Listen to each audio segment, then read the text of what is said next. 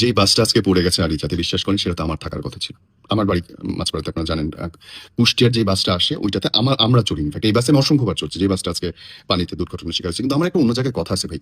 আমরা মানে অনেক জায়গা থেকে অনেকগুলো ভিডিও দেখলাম, এবং পানির মধ্যে যখন ডুবে যাচ্ছে চারপাশ থেকে মানুষ মিছিলের মতো মৌমাছির মতো এসে মোবাইল দিয়ে ভিডিও করতে। একটা মানুষকে আমি দেখলাম না লাভ দিয়ে নামতে, 10টা পুরুষ দাঁড়ায় আছে, তাদের প্রত্যেকের হাতে ফোন, এবং তারা দাঁড়ায় ভিডিও করতেছে। ভাই যখন মাত্র 30 ফিট এই নিচে পড়ছে, তাই তো বাসটা নিজেই আছে 25 ফিটের মতো, 5 থেকে 10 ফিট নিচে হয়তো আছে। 10টা মানুষ যদি লাভ দেয়, দেখবেন ভেতরে বাচ্চা আছে, যাদের বয়স হচ্ছে 2 বছর, 2.5 বছর, 3 বছর, বাচ্চা সাঁতারও পারেন, পারার কথাও না।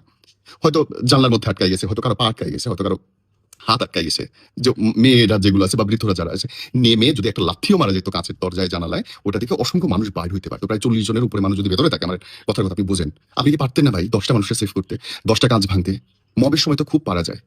কি হইতো বলেন তো? নাহলে আপনি একটু কাপড় ভিজতো, আপনি একটা যান বাঁচাইতে পারতেন। আমাদের নৈতিকতার জায়গা কত নোংরা একবার আপনি চিন্তা করে দেখেন। প্রত্যেকটা মানুষ আমরা ভিডিও করতেছি, দাঁড়ায় দাঁড়ায়, কেউ নামবো না, কাউকে হেল্প করার জন্য নামবো না। আরে ভাই, তুই যখন কালকে ডুববি, আল্লাহ মাফ করুক, তুই যখন কালকে এরকম বিপদের মুখে পড়বি, প্রত্যেকে সেম কাজটাই করবে। আজকে একটা উদাহরণ হইতে পারতো যে ওইখানটায় বাসটা ডুবছে, অন্তত 1000 মানুষ আছে, ইভেন ওই ফেরির মানুষরা যাদের কাছে টায়ার আছে, টায়ার ফেলতে পারতো, নিজেরা ঝাঁপ দিতে পারতো। তোর তো ভাই কাপড় ভেজার ঝামেলা নাই, তোর তো লুঙ্গি থাকে ইয়ের মধ্যেই, ফেরির মধ্যেই, তুমি কেন নামলা না?